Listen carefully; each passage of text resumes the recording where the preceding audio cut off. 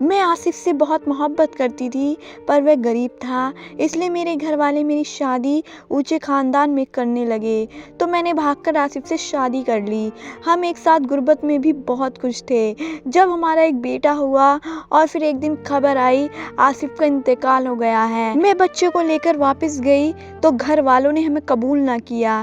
یوں ہی 2 سال گزر گئے اور میں بیٹے کو لے کر گھر میں ملازمات کرنے لگی۔ آج بنگلے پر دعوت ہے کیونکہ بڑے مالک 2 سال بعد لندن سے پاکستان آ رہے تھے۔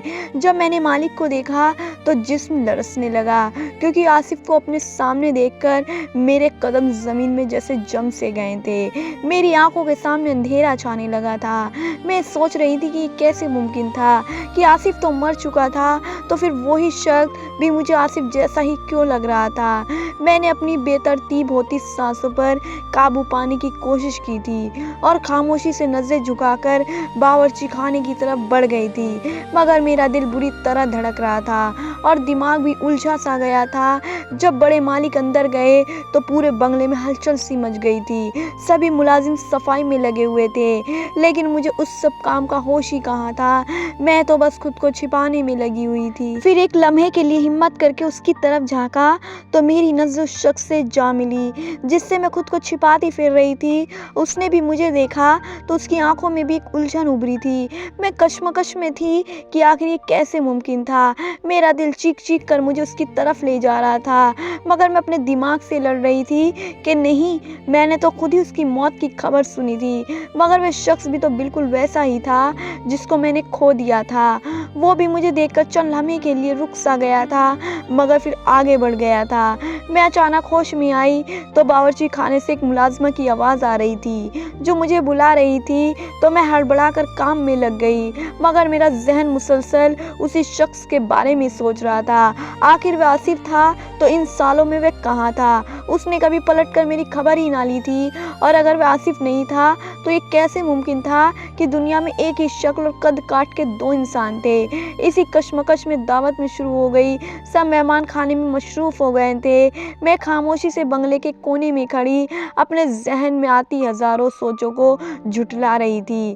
ایک موقع ملا تو میں نے ایک بار پھر اس شخص کو نظر بچا کر دیکھا تو وہ تو واقعی آصف جیسا تھا مگر اس کا انداز، لباس اور گفتگو سب کچھ ہی تو اس کے مختلف تھا۔ جب دعوت ختم ہو گئی تو کھانے کے بعد میں میز صاف کر رہی تھی کہ اچانک کسی نے میرا نام لے کر مجھے بلایا۔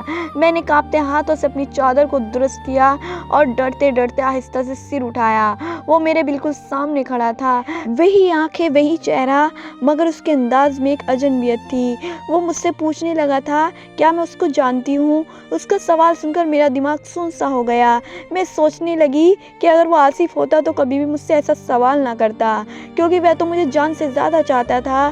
تب مجھے یقین ہو گیا کہ یہ سب میرا وہم ہی تھا، وہ میرا آصف تو نہیں ہو سکتا تھا۔ کیا تمہارا نام آمنہ ہے؟ جب اس نے مجھے یہی سوال پوچھا تو میرے دل کی دھڑکن رکنے لگی تھی۔ یہ کیسا مذاق تھا؟ کیا میری آنکھیں دھوکہ کھا رہی تھی یا قسمت میرے ساتھ ایک اور کھیل کھیل رہی تھی؟ میں کچھ بھی بولنے کے قابل ہی نہ رہی۔ میں نے بہت مشکل سے سر ہلایا اور تب میں نے بھی اس سے پوچھ ہی لیا کہ کیا اس کا نام آصف ہے۔ میری بات سن کر اس نے مجھے بڑی عجیب نظروں سے دیکھا اور کہنے لگا میرا نام آصف نہیں بلکہ علی ہے۔ اس کے لہجے میں اتنی اجنبیت تھی کہ میں ڈر گئی تھی کہ اس نے بھی شاید میری بے بسی محسوس کر لی تھی اور مجھ سے پوچھنے لگا تھا کہ تم مجھے بہت دیر سے دیکھ رہی تھی، اس لیے میں نے تم سے پوچھ لیا کہ کوئی کام تو نہیں جو مجھے دیکھ رہی تھی۔ میں نے خود پر قابو پایا اور سر ہلا دیا اور اس سے معافی مانگ کر میں وہاں سے بھاگ گئی۔ اس رات میں سو نہ سکی، دل میں ہزاروں سوالات جنم لے رہے تھے۔ اگر وہ آصف نہیں تھا تو مجھے بے چین کیوں کر گیا تھا، اور اگر وہ آصف تھا تو مجھے پہچان کیوں نہیں رہا تھا؟ اگلے دن جب میں کام پر گئی تو میں نے مالک کے دوسرے ملازم سے علی کے بارے میں پوچھا کیونکہ مجھے ابھی تک تسلی نہیں ہوئی تھی۔ پھر مجھے معلوم ہوا تھا کہ وہ واقعی لندن میں رہتا تھا اور 2 سال بعد پاکستان آیا ہے۔ اس کا تو دور دور تک کوئی رشتہ دار بھی آصف نام کا نہیں تھا۔ میں نے خود کو ایک بار پھر سے تسلی دی تھی کہ ایک محض ایک اتفاق ہی تھا، مگر پھر بھی دل نہیں مانتا تھا۔ مجھے سچ جاننا تھا کہ آخر اس شخص کو دیکھ کر مجھے اپنے آصف کیوں یاد آیا تھا۔ کچھ ہی دن گزرے تھے جب اس آدمی نے مجھے بلایا اور کہنے لگا، مجھے تم سے کچھ پوچھنا ہے۔ تم نے اس دن مجھے یہ کیوں کہا کہ میرا نام آصف تو نہیں؟ میں نے اس کو سچ بتانے کا فیصلہ کر لیا تھا، کیونکہ قرار تو میرے دل کو بھی نہیں آ رہا تھا۔ پھر میں نے اسے اپنی پوری کہانی سنائی۔ جب میں خاموش ہوئی تو وہ کافی دیر تک مجھے دیکھتا رہا۔ میں ڈر گئی تھی کہ کہیں وہ میری کہانی سن کر غصہ تو نہیں ہو گیا۔ وہ اتنا امیر کبیر آدمی اور کہاں میں ایک معمولی ملازمہ اس کو اپنا محبوب سمجھ کر دھوکہ کھا گئی تھی، مگر اس کی کہانی سن کر میرے پیروں تلے سے زمین ہی نکل گئی۔ میرا نام آمنہ ہے اور میں ساہیوال میں رہتی تھی۔ میرا تعلق ایک کھاتے پیتے اور اونچے خاندان سے تھا۔ میرے بابا کا اپنا بزنس تھا جس کی وجہ سے گھر میں دولت کی ریل پیل تھی۔ میری مما بھی ایک سوشل ورکر تھی اور ایک NGO چلا رہی تھی۔ ہم 4 بہنیں تھیں اور میں سب سے بڑی تھی۔ مجھ سے چھوٹی 3 بہنیں تھیں۔ بابا چاہتے تھے کہ ان کا ایک بیٹا بھی ہوتا جو ان کا بزنس سنبھالتا، مگر قسمت کی کرنی ایسی تھی کہ جب سے مما نے بہنوں کو پیدا کیا وہ دوبارہ ماں بننے کی صلاحیت سے محروم ہو گئی، جس کا ان کو خود بھی بہت دکھ تھا۔ بابا کے پاس روپے پیسے کی کوئی کمی تو نہ تھی، اس لیے انہوں نے ہر ممکن کوشش کی کہ وہ مما کا علاج کروا سکیں تاکہ ان کو ایک بیٹا مل سکتا، مگر ان کے ہاتھ پیر بہت مارنے کے باوجود بھی ایسا ممکن نہ ہو سکا۔ بابا مما کو ہر اچھے سے اچھے ڈاکٹر کے پاس علاج کے لیے لے کر گئے، مگر ہر طرف ان کا انکار ہی سننے کو ملا۔ انہوں نے اپنی ایسی خواہش کو پورا کرنے کے لیے ایک لڑکے کو اڈاپٹ ہی کرنا چاہا، مگر مما نے اس بات سے صاف انکار کر دیا کہ وہ کسی بھی بچے کو اپنی اولاد سمجھ کر نہیں پال سکے گی۔ مما نے کہا کہ بہت ہمت اور حوصلے والا کام تھا کہ کسی کے بچے کو اپنا بچہ سمجھ کر پیار دینا، اور وہ ایسی ہمت نہیں کر سکتی تھی کیونکہ وہ ہم بہنوں سے بے تحاشا پیار کرتی تھی، اور ان کو ڈر تھا کہ کہیں ایسا نہ ہو کہ ہماری وجہ سے کسی دن وہ اس لڑکے کے ساتھ کوئی نہ کوئی ناانصافی کر بیٹھے۔ اس بات پر مما اور بابا کی کافی بحث بھی ہوئی، مگر جیت مما کی ہوئی کیونکہ وہ بھی اپنی بات پر بالکل ٹھیک تھی۔ بابا کو مجبوراً اپنے بیٹے کی خواہش کو دل میں ہی دبانا پڑ گیا تھا۔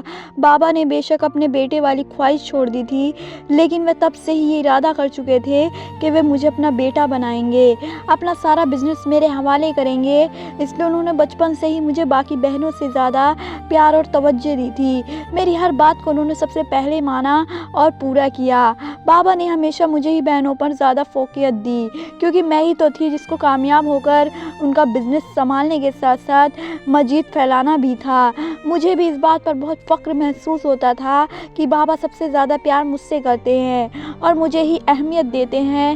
اسی وجہ سے بابا نے شروع سے ہی اپنے ساتھ بزنس میٹنگ میں لے جانا شروع کر دیا۔ وہ مجھے چھوٹی چھوٹی چیزیں سکھاتے تھے، جیسے کہ بزنس کے معاملات کیسے طے کیے جاتے ہیں، مارکیٹ کے اتار چڑھاؤ پر نظریں کیسے رکھی جاتی ہیں، اور کس طرح ایک اچھا معاہدہ کیا جاتا ہے۔ میں نے بچپن سے ان کی باتوں پر غور کرنا شروع کر دیا، اور جب میں نے گریجویشن مکمل کی تو بابا نے مجھے لندن بھیج دیا تاکہ میں بزنس کے متعلق مزید معلومات حاصل کر سکوں۔ مما تب پہلی بار بابا سے کہنے لگی تھی کہ انہوں نے مجھے کچھ زیادہ ہی سر پر چڑھا لیا تھا، کیونکہ وہ میری ہر ضد اور ہر خواہش پوری کرتے تھے۔ مما کا خیال تھا کہ میری پڑھائی مکمل ہونے کے بعد وہ عام لڑکیوں کی طرح میری بھی شادی کر کے مجھے اپنے گھر کی کر دیں گی، مگر بابا نے تو میرے بارے میں کچھ اور ہی سوچ کر بیٹھے تھے۔ وہ مجھے ملک کی سب سے نامور بزنس وومین بنانا چاہتے تھے۔ میں بھی ان کا خواب اور ان کی خواہش پورا کرنے کے لیے دل سے محنت کر رہی تھی، مگر میں نہیں جانتی تھی کہ بابا اپنی خواہش میں اس حد تک سنجیدہ تھے کہ ان کو میری اپنی زندگی کی خوشی کی کوئی پرواہ ہی نہ تھی، اور اس بات کا اندازہ ہوتے ہوتے مجھے بہت دیر لگ گئی۔ کاش مجھے اس بات کا اندازہ پہلے ہی ہو گیا ہوتا کہ بابا کو صرف اور صرف اپنے بزنس سے ہی غرض تھی، اور اپنے بزنس کے سامنے ان کو اپنی سب سے لاڈلی بیٹی کی خوشی بھی نظر نہیں آئی۔ مما نے بابا کو بہت بار کہا تھا کہ وہ مجھے اپنے ساتھ بزنس میں اس حد تک نہ گھسیٹے کہ میں بھی زندگی کو بھرپور طریقے سے جینا ہی بھول جاؤں، مگر بابا نے بھی مما کو صاف صاف کہہ دیا اگر انہوں نے بابا کو ایک بیٹا پیدا کر کے نہ دیا تو بیٹی پر تو وہ اپنی مرضی کی زندگی مسلسل ہی کر سکتے تھے۔ اور مما بابا کی کسی بات پر خاموش ہو گئی، اور ان کو زندگی میں پہلی بار اپنی محرومی کا احساس ہوا تھا، مگر وہ کچھ نہیں کر سکتی تھی، اس لیے انہوں نے بابا کو ان کے حال پہ ہی چھوڑ دیا۔ بابا بہت زیادہ خوش تھے کہ وہ مجھے لندن بھیج رہے تھے اور لندن سے واپس آنے کے بعد ان کا سارا بزنس میں ہی سنبھالنے والی تھی۔ مگر اس وقت کوئی بھی نہیں جانتا تھا کہ لندن جانے کے بعد نہ صرف میری بلکہ ہم سب کی زندگی بہت بدلنے والی تھی۔ جب بابا نے مجھے لندن بھیج دیا تو میں لندن کی رنگینیوں میں ایک دم سے کھو گئی تھی۔ مجھے محسوس ہونے لگا کہ میں صرف بزنس میں ہی گم ہو کر رہ گئی تھی اور باقی زندگی جینا جیسے بھول ہی چکی تھی۔ مگر مجھے بہت جلد یہ یاد آ گیا کہ بابا نے مجھے لندن صرف اور صرف کچھ وقت کے لیے ہی تو بھیجا تھا اور اس کے بعد واپس جا کر مجھے سارا بزنس سنبھالنا تھا۔ میں نے لندن میں جتنا بھی وقت گزارا میں صرف یہ چاہتی تھی کہ اس وقت کو بھرپور طریقے سے انجوائے کر سکوں، اور تبھی ملاقات آصف سے ہوئی۔ وہ بھی بزنس کے سلسلے میں ہی لندن آیا ہوا تھا اور لندن سے واپس جا کر اپنا بزنس شروع کرنا چاہتا تھا۔ آصف میں اور مجھ میں صرف اس بات کا فرق تھا کہ وہ ابھی اپنا بزنس شروع کرنے والا تھا، جبکہ میں اپنے بابا کے بزنس کو مزید آگے بڑھانا اور پھیلانا چاہتی تھی۔ میرے اور آصف کی ملاقات ایک بزنس میٹنگ میں ہوئی تھی۔ مجھے اس کی بات کا انداز بہت اچھا لگا تھا۔ اس کے علاوہ وہ ایک سلجھا ہوا اور ذہین لڑکا تھا۔ مجھے شروع سے ہی اچھی چیزوں کی اور اچھے انسانوں کی پہچان تھی۔ میں جان گئی تھی کہ آصف کا انتخاب میرے لیے بہت مناسب تھا۔ رفتہ رفتہ ہم دونوں مختلف میٹنگز میں ملنے لگے اور ہماری دوستی ہو گئی۔ تب آصف نے مجھے اپنے بارے میں سب کچھ بتایا کہ وہ ایک نارمل گھرانے کا ایک عام سا لڑکا تھا، جبکہ مجھے تو وہ بالکل بھی عام سا نہیں لگ رہا تھا۔ میرے لیے تو وہ بہت خاص بن گیا تھا اور مجھے اس کے ساتھ وقت گزارنا بہت اچھا لگنے لگا تھا۔ آصف اپنی ماں کا اکلوتا سہارا تھا اور وہ اپنے پیروں پر کھڑا ہو کر خود کچھ کرنا چاہتا تھا، اس لیے وہ بزنس کی ڈگری لینے آیا تھا، مگر میرا دل چرا لے گیا۔ ہم نے لندن میں جو دن اور جو شام گزاری وہ میری زندگی کی حسین ترین شامیں تھی۔ میں آصف کی محبت میں اس حد تک گرفتار ہو چکی تھی کہ اس کے بغیر زندگی کا تصور بھی نہیں کر سکتی تھی۔ اس لیے میں ارادہ کر چکی تھی کہ جب بھی میں پاکستان واپس جاؤں گی تو مما بابا سے آصف کے بارے میں بات کروں گی تاکہ وہ سکیور میری زندگی ایک کر سکیں۔ مجھے پورا یقین تھا کہ بابا کو آصف بہت پسند آئے گا کیونکہ وہ ایک بہت اچھا لڑکا تھا اور میں جانتی تھی کہ وہ بہت جلد ایک کامیاب بزنس مین بھی بن سکتا تھا۔ یہ سب دیکھتے ہوئے بابا کو ہمارے رشتے پر کوئی اعتراض نہیں ہونا چاہیے تھا، مگر میں بابا کے بارے میں غلط تھی اور اس بات کا اندازہ مجھے اس وقت ہوا جب میں نے بابا سے آصف کے بارے میں بات کی۔ میں نے بابا کو آصف کے بارے میں اور اس کی فیملی کے بارے میں اور اس کے بزنس کے بارے میں سب کچھ بتا دیا۔ مجھے لگا تھا کہ بابا آصف کے بارے میں اس کے بزنس کرنے کی خواہش کو سن کر بہت خوش ہوں گے اور میری پسند کی تعریف کریں گے، مگر بابا تو آصف کے بارے میں سن کر ایک دم سے بھڑک اٹھے تھے اور مجھے کہنے لگے کیا مجھے پوری دنیا میں ایک وہی غریب لڑکا ملا تھا محبت کرنے کے لیے۔ مجھے پہلے تو یقین نہیں آیا تھا کہ بابا آصف کے بارے میں ایسا کچھ کہہ سکتے تھے، مگر جب مجھے اندازہ ہو گیا کہ ان کے سامنے سب سے بڑا فرق تو یہ تھا کہ آصف کا بیک گراؤنڈ اور ان کے بیک گراؤنڈ سے میچ نہیں ہوتا تھا۔ ان کو ایک چھوٹے اور نیچ گھرانے میں ایک عام سا ہی لڑکا لگا تھا، اس لیے انہوں نے اس آصف کے رشتے سے بھی صاف انکار کر دیا۔ میں نے بابا کو سمجھانے کی بہت کوشش کی تھی کہ آصف ایک اچھا اور ذہین لڑکا تھا اور اس سب سے بڑھ کر وہ مجھے ٹوٹ کر چاہتا تھا اور میرے ساتھ اپنی ساری زندگی گزارنا چاہتا تھا، مگر بابا نے میرا منہ یہ کہہ کر بند کر دیا کہ انہوں نے اپنی ساری زندگی مجھ پر صرف اس لیے برباد نہیں کی تھی کہ ایک دن میں ان کے سامنے کسی عام سے لڑکے کو لا کر کھڑا کر دوں اور ان کے بزنس کی خواہش کو کہیں پیچھے ہی چھوڑ دوں۔ میں نے پاپا کو ہر طرح سے یقین دلایا کہ میں ان کے بزنس کو ضرور سنبھالوں گی، بلکہ میرے ساتھ آصف بھی ان کے بزنس کو پھیلانے میں مدد کرے گا اور ہم کم وقت میں زیادہ پروفٹ کما سکیں گے۔ مگر میری یہ بات سنتے ہی بابا نے مجھے ایک زوردار تھپڑ جڑ دیا کہ میں ایسا سوچنے کی ہمت بھی کیسے کر سکتی ہوں کہ ایک نیچ انسان ان کا بزنس اپنے ہاتھوں میں لے گا۔ مجھے تو یقین ہی نہیں ہوا تھا کہ بابا اتنی سی بات کے لیے مجھ پر ہاتھ ہی اٹھا دیں گے۔ انہوں نے تو ساری عمر کبھی مجھ سے اونچی آواز میں بات تک نہ کی تھی اور جب میں نے ان کے سامنے اپنی پسند کا اظہار کیا تو ان کو فیملی بیک گراؤنڈ یاد آ گیا۔ ان کو تو صرف اور صرف اس بات کی پرواہ تھی لوگ کیا کہیں گے۔ میں نے ایک غریب لڑکے کے ساتھ شادی کر لی۔ اس وقت مما نے بھی پاپا کو سمجھانا چاہا کہ وہ میری بات مان لے، کیونکہ مما جانتی تھی کہ اگر بابا ضد کر سکتے ہیں تو میں بھی انہی کی بیٹی تھی اور تھی بھی سب سے لاڈلی، اور میرا غصہ اور ضد بھی انہی پر گیا تھا۔ مگر بابا اپنی بات پر قائم رہے کہ اگر مجھے آصف کے ساتھ زندگی گزارنی ہے تو مجھے ان کا گھر چھوڑنا ہی ہوگا۔ یہ बात सुनकर मैं तो हैरान रह गई। उनकी इस बात का मतलब तो साफ था कि वे मुझे सीधा सीधा अपनी ज़िंदगी और घर से निकालने की बात कर रहे थे, क्योंकि आसिफ को तो मैं किसी सूरत में नहीं छोड़ सकती थी। आसिफ ही तो था जिसके साथ रहकर मैंने जीना सीखा था, वही तो था जिसने मुझे बताया था ज़िंदगी में सफ़ेद सफ़ों के अलावा और भी बहुत से रंग होते हैं जिनको हम अपनी मर्ज़ी से चाह जा भर सकते हैं। मैं यही उलझ कर रह जाती। मेरे लिए वे बहुत मुश्किल लम्हा था। मैं अपने माँ बाबा को छोड़ नहीं सकती थी जिन्होंने मुझे ज़िंदगी में आगे बढ़ना सिखाया था, मगर दूसरी तरफ आसिफ भी तो था जिसने मुझे ज़िंदगी को गुजारना नहीं बल्कि जीना सिखाया था। उस वक्त मैंने अपनी ज़िंदगी का सबसे मुश्किल फ़ैसला ले ही लिया, और वह था आसिफ के साथ रंगों भरी ज़िंदगी को जीना। बाबा ने मुझे बहुत धमकाया था कि आसिफ मुझे ज़िंदगी की वो सारी आसाइशें नहीं दे सकता जो बाबा देते आए थे, मगर मुझे इन आसाइशों की कोई परवाह ही ना थी जिनमें ज़िंदगी का कोई मज़ा ही ना था।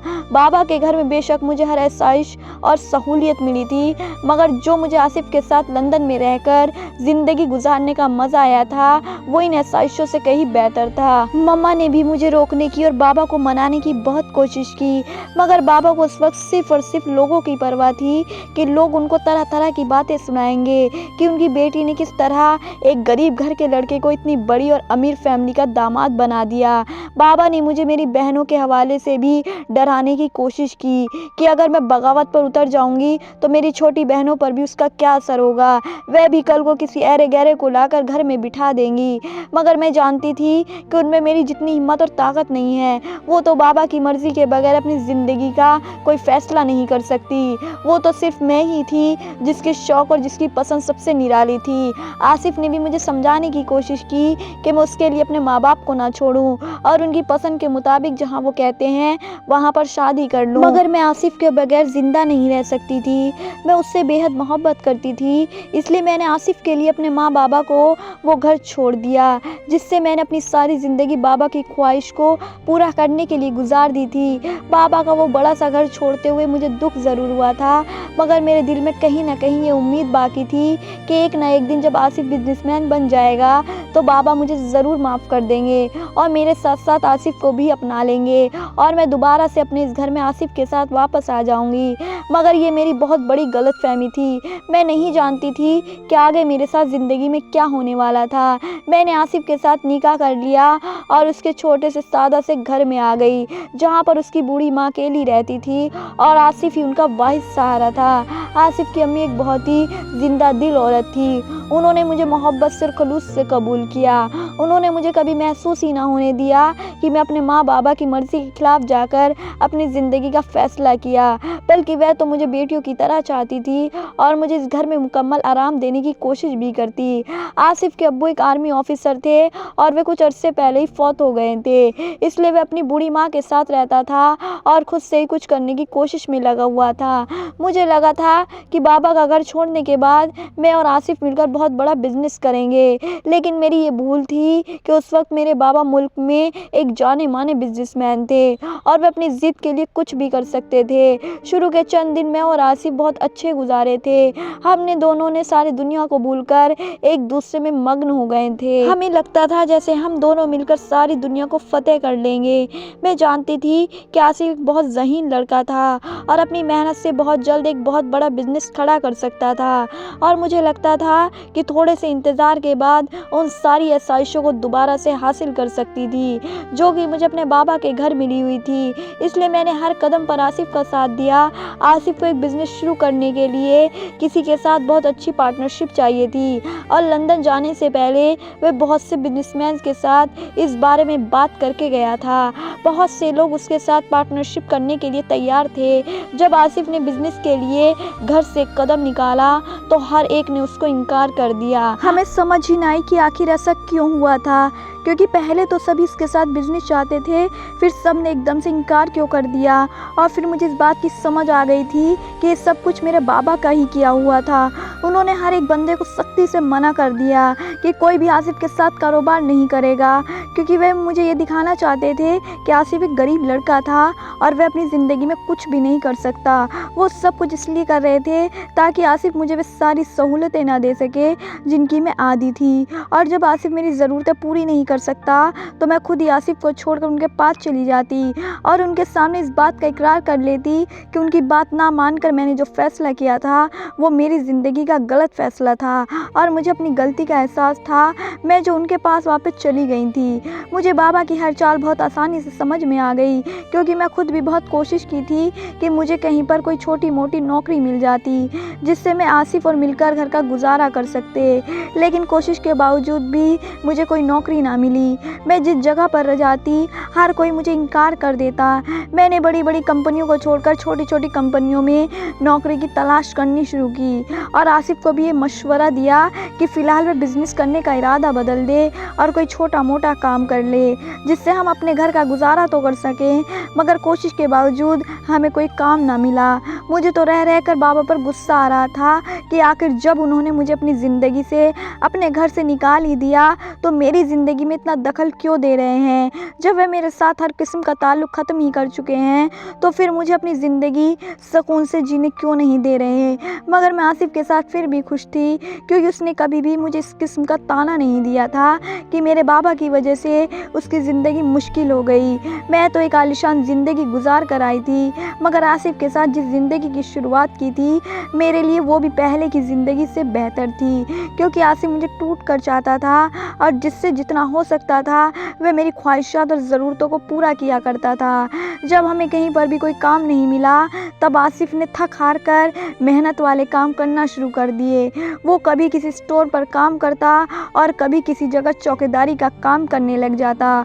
उसको जहाँ पर भी जो काम मिलता वह 2 वक्त की रोटी के लिए हर काम करने के लिए तैयार था, क्योंकि मुझे भी उसके सिवा कुछ नहीं चाहिए था।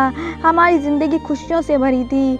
बेशक हमारे हालात दिन पर दिन ख़राब होते जा रहे थे, मगर हम एक दूसरे के साथ बहुत खुश थे और इतना कमा लेते थे कि 2 वक्त की रोटी खा सकते थे। तभी मेरी ज़िंदगी में एक नई खुशी शामिल हो गई जब शादी के 1 साल के बाद हम दोनों के यहाँ एक बेटा पैदा हुआ। उस नन्ही सी जान को पाकर मैं और आसिफ बहुत ज़्यादा खुश थे। हम बेशक गुर्बत की ज़िंदगी गुजार रहे थे, मगर हम दोनों हर हाल में खुश थे, क्योंकि एक दूसरे को टूट कर चाहते थे और मुझे यकीन था कि एक ना एक दिन हम दोनों बाबा को मनाने में कामयाब ही हो जाएंगे। आखिर में उनकी सगी बेटी थी, वो कब तक मुझ पर इतना जुल्म ढा सकते थे। एक ना एक दिन तो वो मुझे बेबस देखकर मान ही जाते और मुझे और आसिफ को कबूल कर लेते। जब अयान कुछ बड़ा हुआ तब मेरी ज़िंदगी में एक नया तूफ़ान आ गया जिसके बारे में मैंने कभी सोचा ही ना था।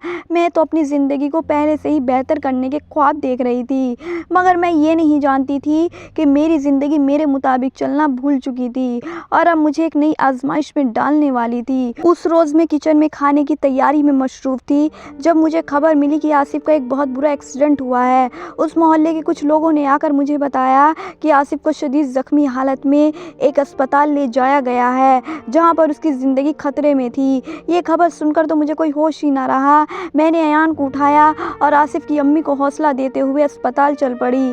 मेरा कदम भारी भारी हो रहा था। मुझे ऐसा लग रहा था जैसे मेरी सारी ज़िंदगी मेरे हथेली से कोई खींच कर ले जा रहा था। जब मैं अस्पताल पहुंची तभी एक बुरी खबर मेरे मुंताजिर थी। मुझे बताया गया कि आसिफ मुझे एक छोटे बच्चे के साथ तन्हा छोड़कर चला गया है। वह अब जिंदा नहीं रहा था, क्योंकि इसकी चोटें शदीद थी और उसका बचना नामुमकिन था।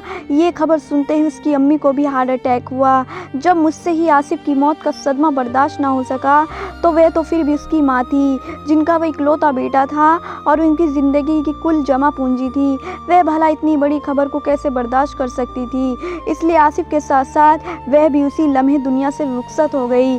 मेरे तो हाथ पांव फूल गए। मैंने तो आसिफ को देखा भी नहीं और उसकी अम्मी को दुनिया को छोड़कर जाता देखकर मेरा दिल चाह रहा था कि मैं भी खुद को ख़त्म कर लूं, मगर मुझे नन्हे अयान के लिए ज़िंदा रहना था। एक वही तो था जो मेरे पास आसिफ की निशानी के तौर पर रह गया था। मैंने बहुत हिम्मत की और आसिफ के उसी दोस्त के साथ घर वापस आ गई जिसने हमें आसिफ के एक्सीडेंट की खबर दी थी, मगर खाली घर को देखते ही मैं चकरा कर गिर पड़ी और 4 दिन बेहोश रहने के बाद जब मुझे होश आया तो आसिफ और उसकी अम्मी की आखिरी रसामत अदा कर दी गई थी। मैं खूब चीख चीख कर रोई, क्योंकि मैं उन दिनों को आखिरी बार देख भी ना सकी। मेरी सारी दुनिया एक झटके में जैसे अंधेर हो गई और मैं जो अपने बाबा का घर छोड़ते वक्त बहुत मजबूत थी एकदम से टूट कर बिखर गई। گئی۔ تب میرے پاس اس کے سوا اور کوئی چارہ نہ تھا کہ اب میں گھر واپس چلی جاتی، کیونکہ میں اکیلی ایان کو نہیں سنبھال سکتی تھی۔ کوئی مجھے سنبھالنے والا ہوتا تو میں ایان کو سنبھال پاتی، مگر بابا کے گھر پہنچ کر انہوں نے میرے سامنے ایک نئی آزمائش رکھ دی کہ اگر میں آصف کے بچوں کو چھوڑ دوں گی تو وہ مجھے اپنا لیں گے۔ میں بھلا ان کی بات کیسے مان سکتی تھی؟ آصف تو میری زندگی تھا اور ایان میں میری جان بستی تھی۔ اپنی زندگی سے تو میں ہاتھ دھو بیٹھی تھی، تو اپنی جان کو اپنے ہاتھوں سے کیسے گوا سکتی تھی؟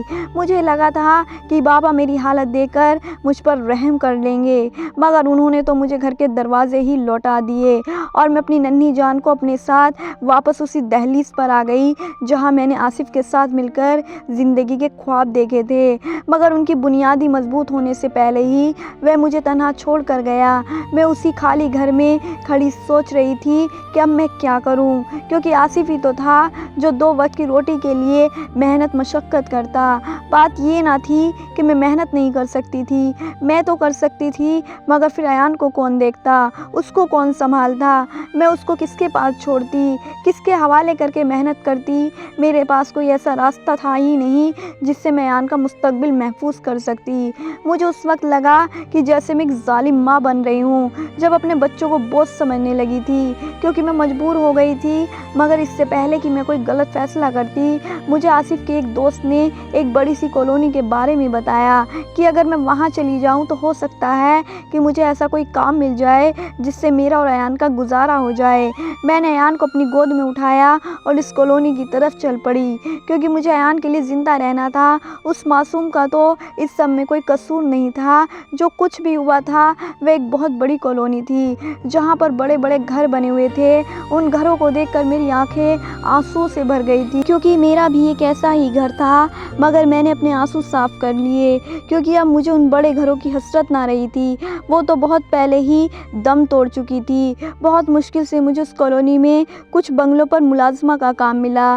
میرا دل ٹوٹ گیا۔ میرے پاس اتنی بڑی بڑی ڈگریاں تھیں، میں ایک امیر بزنس مین کی بیٹی تھی، مگر اس کے باوجود 2 وقت کی روٹی کے لیے مجھے انہی بنگلوں پر ملازمہ بننا پڑ رہا تھا، اور اب یہ صرف اور صرف میرے بابا کی وجہ سے ہوا تھا۔ مگر میں نے اپنے بیٹے کے لیے وہ سب بھی قبول کر لیا جس کے بارے میں نے کبھی سوچا تک نہیں تھا۔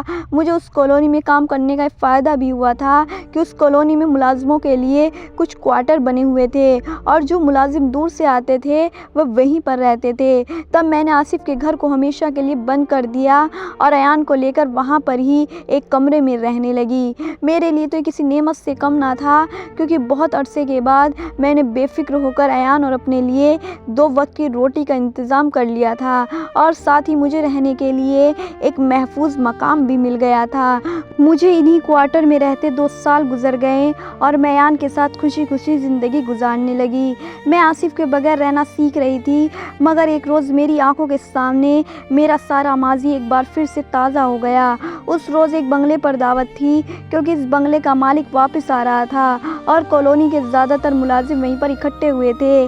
میں بھی ایان کو باقی بچوں کے ساتھ کھیلتا چھوڑ کر اپنے کاموں میں لگ گئی۔ مجھے اس کالونی میں 2 سال گزر گئے تھے، اس لیے آس پاس کے سبھی ملازمہ سے میری دوستی ہو گئی تھی، اور میں ایان کو باقی بچوں کے ساتھ کھیلنے کے لیے بھیج دیا کرتی تھی۔ سارے بنگلے میں ایک الگ ہی چہل قدمی تھی، کیونکہ آنے والے مالک کا استقبال کی تیاریاں عروج پر تھی۔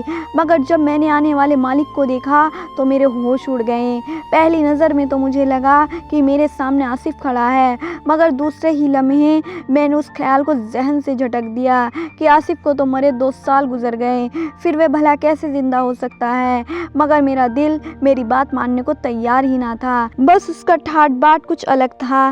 میں سارا دن ڈری سہمی اس شخص کو چھپ چھپ کر دیکھتی رہتی، اور شاید اس کو بھی میری بے چینی کے بارے میں علم ہو گیا۔ تبھی وہ باقی ملازموں سے میرے بارے میں پوچھتا ہوا میرے پاس آیا اور مجھ سے پوچھنے لگا کہ کیا آپ کا نام آمنہ ہے؟ اس کا تو لہجہ بھی بالکل آصف جیسا تھا، مگر وہ میرا آصف کیسے ہو سکتا تھا؟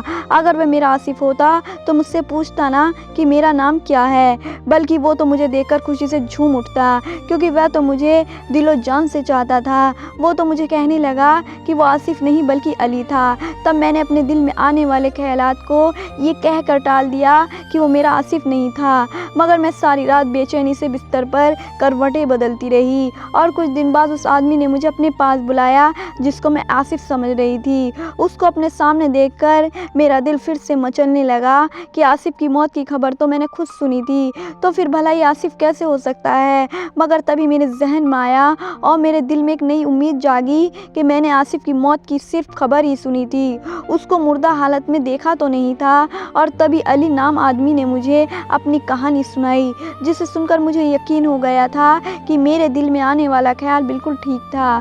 وہ جو مجھے اپنا نام علی بتا رہا تھا، اس نے مجھے بتایا کہ 2 سال پہلے اس کے ساتھ ایک حادثہ ہوا تھا جس کے بعد اس نے اپنے ماضی کو کچھ یاد ہی نہ رہا، مگر جب اس کو ہوش آیا تو اس نے خود کو ایک بڑے امیر آدمی کے گھر میں پایا تھا۔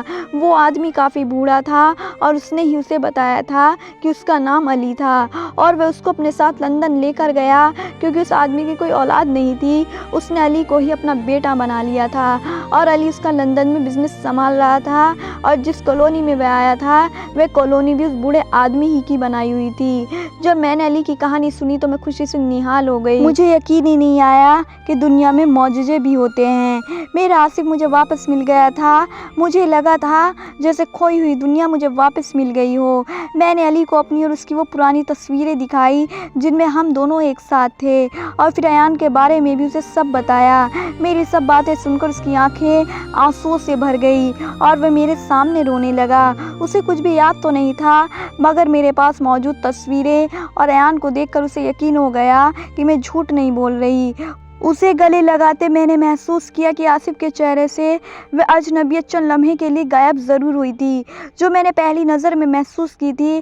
آصف بھی مجھ سے کئی بار چاہتا تھا کہ اس کو ایان میں ایک ایسی مہک آتی ہے جو وہ اس کے ہی وجود کا ایک حصہ ہو، اور میں اس کی یہ بات سن کر دل سے مسکرا اٹھتی ہوں کیونکہ وہ ٹھیک ہی تو کہتا ہے۔ آج مجھے اور آصف کو 1 سال 2 سال گزر گئے ہیں۔ وہ مان گیا کہ وہ میرا آصف ہے کیونکہ وہ بھی اس بات کا اقرار کرتا ہے کہ میرے اور ایان کے قریب آنے پر اس کا دل ویسے بھی بے قرار ہوتا ہے جیسا کہ میرا ہوا تھا۔ مگر مجھے ایک بات کا افسوس ہے کہ اس کا ماضی کی وہ یادیں اس کو واپس نہیں مل سکتی، کیونکہ اگر اس کو سب کچھ یاد آ گیا تو ہو سکتا ہے کہ اپنی ماں کی موت کا ذمہ دار میرے بابا کو ٹھہرا دے، کیونکہ ان کی وجہ سے ہی تو ہماری زندگی اتنی مشکل ہو گئی تھی۔ نوبت یہاں تک آ گئی تھی کہ میں اپنی اور ایان کی زندگی بھی ختم کرنے چل پڑی تھی۔ میں تو اس انسان کو دعائیں دیتی نہیں تھکتی جس نے آصف کو اپنا بیٹا سمجھ کر اس کا خیال رکھا اور اپنا سارا بزنس اس کے حوالے کر دیا۔ آج میں سوچتی ہوں کہ اگر حالات سے مجبور ہو کر میں اپنی اور ایان کی زندگی ختم کر لیتی تو کیا ہوتا۔ میں کوشش کر رہی ہوں کہ میں اپنے بابا کو بھول جاؤں کیونکہ ان کی وجہ سے ہی اپنی زندگی کو بہت خطرناک موڑ سے واپس موڑا ہے۔